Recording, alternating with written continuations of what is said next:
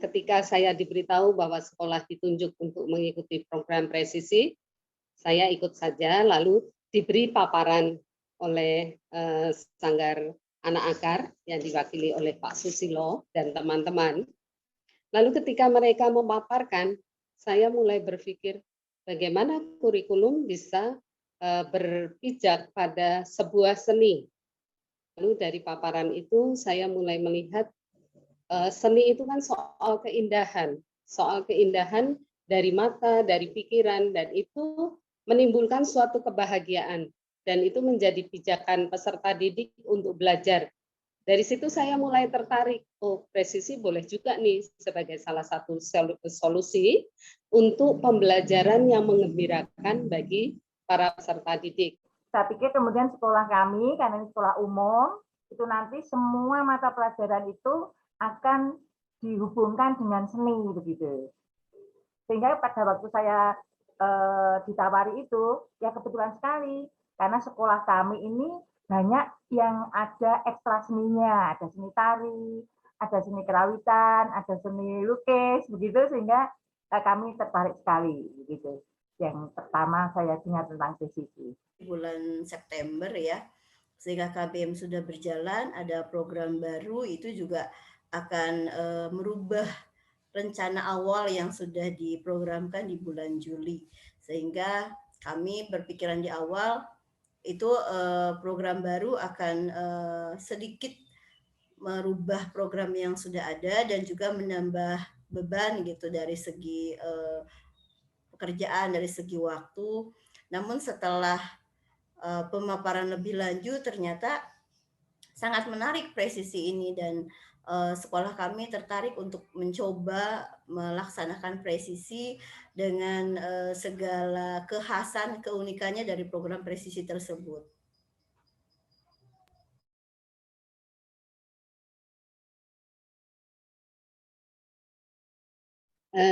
Guru saya itu kebetulan sedikit, hanya 14. Lalu dari 14 itu saya tahu kami memang membuat 4 kelompok di sekolah. 4 kelompok, satu kelompok itu bisa terdiri dari siswa 4 sampai 8 siswa. Lalu kelompok-kelompok itu menentukan proyeknya. Lalu ditawarkan ke Bapak Ibu guru, siapa yang berminat untuk mendampingi kelompok A, kelompok B, kelompok C, kelompok D, 4 kelompok itu. Lalu ternyata antusias guru ketika, minta maaf, ketika pemaparan itu semua guru ikut, sehingga mereka tahu proses presisi itu seperti apa. Lalu maka ketika ditawarkan kelompok-kelompok untuk mendampingi, saya tidak merasa kesulitan karena guru-guru juga antusias. Lalu setiap kelompok dibimbing 2 sampai 3 guru.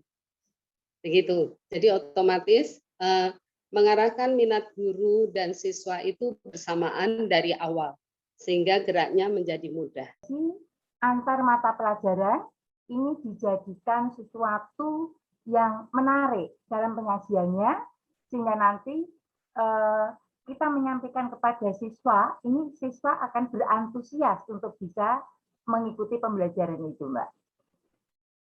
Guru ini kemudian satu sama lain ini kemudian membuat suatu kurikulum yang saling terkait, Mbak. Saling terkait. Oh, mungkin di dalam sejarah, misalnya dalam sejarah, dalam suatu cerita, kemudian dikaitkan, oh nanti misalnya menggunakan bahasa yang bagaimana melibatkan bahasanya.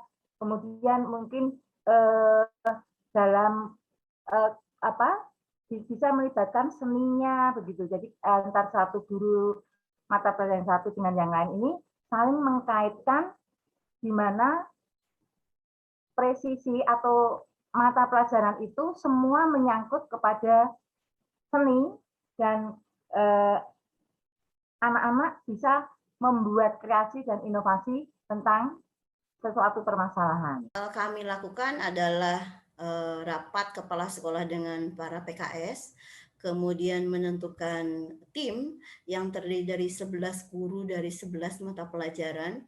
Jadi 11 mata pelajaran kami mengambil anak-anak kelas 7 yang notabene masih baru di SMP, namun kami coba juga untuk menggali potensi anak-anak yang di kelas 7 karena memang kami belum melakukan pemetaan.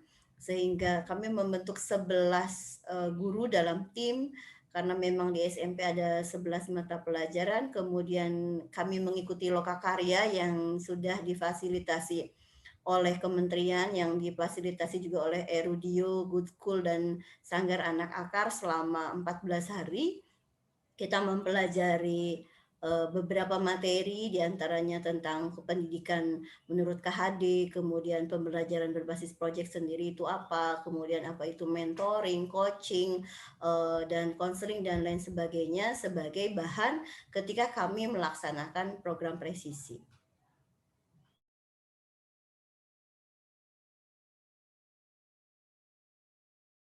Presentasi terakhir, saya menangkap bahwa mereka menjadi sangat antusias dan jelas keceriaan, kebahagiaan sebagai sasaran seni itu kena di mereka.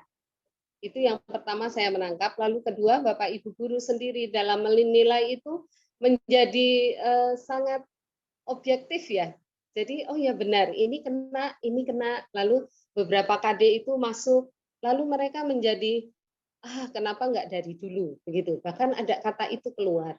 Kenapa enggak dari dulu? Kita sibuk dengan KD-KD yang sudah pakem, tapi ternyata KD-KD itu bisa dihidupi oleh para siswa. Yang paling menarik adalah bahwa di presisi titik tolaknya adalah pembelajaran berbasis pada murid, di mana pembelajaran berfokus pada karakteristik yang ada pada murid atau pada siswa. Di dalam presisi mencoba merangkul, meraih keberagaman yang ada pada siswa dengan tujuan pembelajaran yang sama. Dengan presisi, guru melaksanakan pembelajaran berbasis proyek, lintas mata pelajaran, itu yang paling menarik, sehingga anak mengadakan suatu proyek untuk beberapa mata pelajaran yang biasanya IPA punya proyek sendiri, matematika punya proyek sendiri, bahasa Inggris punya proyek sendiri. Namun di sini mencoba satu proyek lintas mapel dengan tema proyek sesuai dengan keinginan siswa. Kemudian proses berproyeknya juga sangat menonjolkan karakteristik siswa, karena siswa diberi kebebasan untuk melaksanakan proyek tersebut, gitu Ibu. Pola pembelajaran berdasarkan presisi atau presisi ini menjadi pola pembelajaran yang baik untuk sekolah SMA Negeri 3 kami. Bukan penolakan, lebih pada kebingungan para guru. Jadi suster, ini semester ini kita pelajaran sejarah harus mengejar 2 KD, KD ini, KD ini. Matematika harus mengejar sekian KD dan selanjutnya. Kita memang dari kurikulum 2013 revisi itu ada kompetensi dasar yang harus diraih, dicapai di dalam setiap semester. Lalu kalau presisi ini nanti seperti apa modelnya? Lalu akhirnya begini, kita coba dulu melihat satu proyek. Misalnya yang cukup menarik adalah pembuatan sejarah salak dari satu kelompok. Nah, dari sejarah salak coba KD dari agama, KD semester ini apa? Oh ini Suster, menumbuhkan kepekaan terhadap sesama manusia. Bisa masuk enggak? Oh bisa, karena di situ ada wawancara dengan kepala desa, artinya si anak dilatih untuk duduk, mendengarkan, nah itu soal kepekaan. Lalu matematika punya KD apa? KD pembelajaran tertentu, oh bisa Suster, ini masuk. Nah begitu. Lalu kebingungan para guru itu disalurkan, kita diskusi, akhirnya mereka bisa menemukan. Suster kalau begini belajar lebih menarik. Karena apa? Bukan lagi KD-KD yang ditentukan, tapi bagaimana KD itu masuk ke proyek siswa. Itu perbedaannya dengan K13. Jadi kalau K13 dulu ditayangkan, lalu pelajarannya dihafal kalimat demi kalimat di KD. Kalau presisi tidak, proyek dulu jalan, baru KD-nya yang pas semester itu apa, itu dimasukkan. Itu perbedaan yang luar biasa untuk kurikulum presisi ini.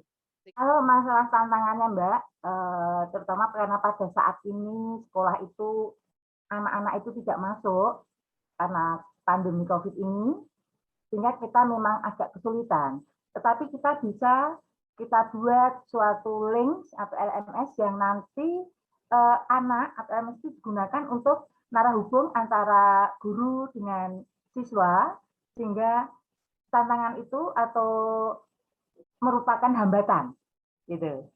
Terutama untuk guru-guru kami yang masih muda, ini sangat berantusias sekali dengan adanya kegiatan presisi ini. Daring, sehingga kita sulit bertemu dengan anak-anak. Yang kedua adalah pola pikir anak-anak kelas 7 yang masih sangat kanak-kanak sekali karena mereka baru saja keluar dari sekolah dasar. Mungkin berbeda dengan kelas 9 yang pola pikirnya berbeda. Secara matematis juga berbeda. Kelas 7 itu masih mereka matematikanya yang konkret, sedangkan di kelas 7 SMP juga sudah mulai beralih ke abstrak. Dan itu membutuhkan proses untuk membimbing anak dari konkret ke abstrak. Begitupun dari pola pikir mereka ketika melaksanakan proyek, kemandiriannya juga belum muncul, sehingga kami butuh kerja keras untuk membimbing anak-anak sehingga mereka memiliki percaya diri, kemudian juga mengeluarkan ide-idenya di dalam melaksanakan proyek ini. Yang kami upayakan untuk pembelajaran daring ini kita menggunakan Zoom di sekolah, kemudian juga ada pertemuan tatap muka secara kelompok. Jadi kami 11 itu berbagi tugas. Anak yang mengikuti presisi ini 36, kemudian dibagi 11 orang, sehingga satu pembimbing itu rata-rata 4 anak, itu mengadakan jadwal pertemuan untuk berdiskusi dengan anak, kemudian memantau juga proyeknya apa, sejauh apa, kemudian apa yang mereka butuhkan dari kami guru, itu dilaksanakan. Jadi ada 2, satu dengan daring, yang kedua dengan tatap muka secara kelompok.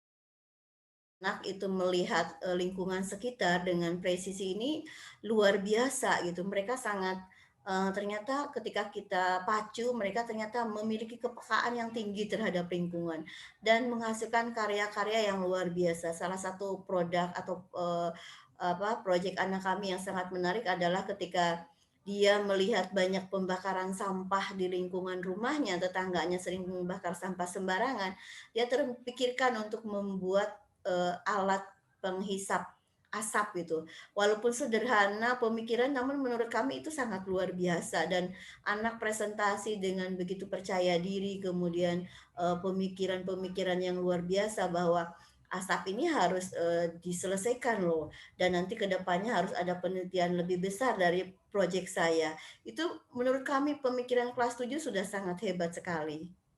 Karena di lingkungan sekolah kami ini banyak sekali limbah, terutama limbah rumah tangga, ini anak-anak berusaha memanfaatkan limbah lingkungan menjadi suatu kreasi yang bisa dipamerkan, Mbak. Sebagai contoh misalnya limbah dari kertas, kemudian dibuat suatu karya seni, limbah plastik yang kemudian dibuat suatu karya seni seperti pewayangan. Kemarin juga ada dari EcoPrint, itu anak-anak itu sudah memunculkan, gitu Mbak. Ini yang kami rasakan, baik untuk Bapak Ibu Guru, siswa-siswa ini merasa antusias sekali, merasa senang sekali dengan bisa ikut bersama-sama memanfaatkan lingkungan, menjadi terutama untuk sekolah kami yang sekarang ini Adiwiyata Nasional, Mbak, ini sangat bermanfaat sekali karena kita bisa memanfaatkan limbah lingkungan menjadi suatu karya seni yang sangat baik. Jadi manfaat yang paling terasa adalah satu, bahwa anak tidak sekedar menghafal pelajaran, tapi dia memahami betul apa yang mereka kerjakan.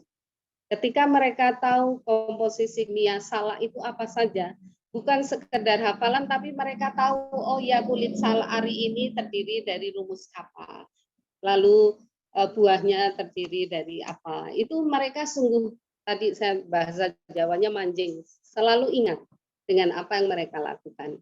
Oh, kalau menjual salak itu harga sekian, pemasarannya sekian, itu kan soal matematika.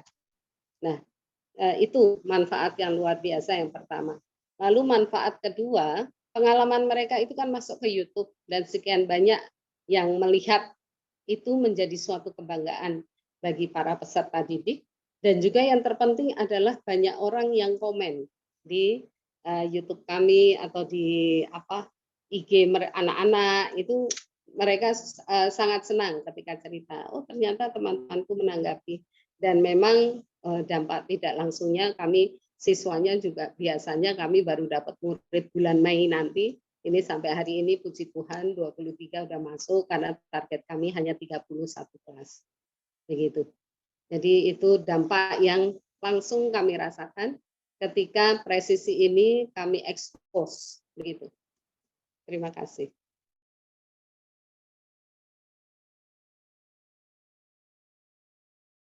Memaksakan sebuah tujuan yang sama untuk semua anak. Padahal memang anak berbeda loh kemampuannya. Kemampuan matematis itu berbeda jauh antara anak satu dengan anak yang lain. Dan saya dulu terbiasa bahwa anak dipaksakan harus bisa A, semua. Remedial terus gitu ya. Sampai ujungnya menyerah, ya udahlah, anak tuh nggak bisa gitu. Terserah deh gitu. Yang penting saya udah mengajarkan gitu. Tapi kemudian dengan presisi ini bagaimana kita diberikan wawasan bahwa anak berkembang sesuai keinginannya, diberikan proyek, oh anak ini mau proyeknya dengan misalkan bangun datar itu dengan menempel, oh ini anak proyeknya dengan menggambar. Jadi ya udah yang menggambar berarti nanti rubriknya dikaitkan dengan menggambar. Oh yang menempel berarti rubriknya dengan berkaitan dengan menempel. Jadi ketika bangun datar ya saya harus memberikan proyek kepada anak yang memang sesuai minatnya atau sesuai dengan bakatnya. Jangan sampai anak tidak suka menggambar, saya paksakan nih dengan menggambar. Anak yang tidak suka aktif menempel, saya paksakan nih untuk menggunting, menempel. Nah, kita coba dengan presisi ini memberikan ruang kepada anak untuk berprojek, temanya sama, bangun datar, tapi proyeknya berbeda-beda, gitu Ibu.